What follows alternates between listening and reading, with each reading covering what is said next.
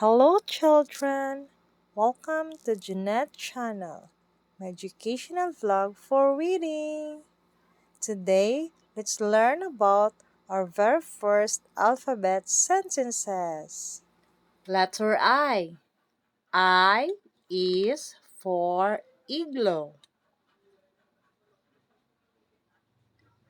I is for icicles.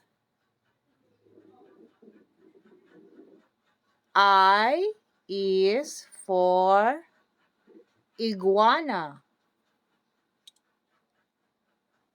I is for insects. I is for iron.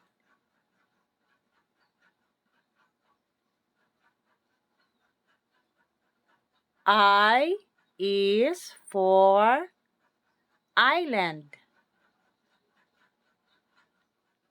I is for ice cream. Very good. And now it's your time to read, children.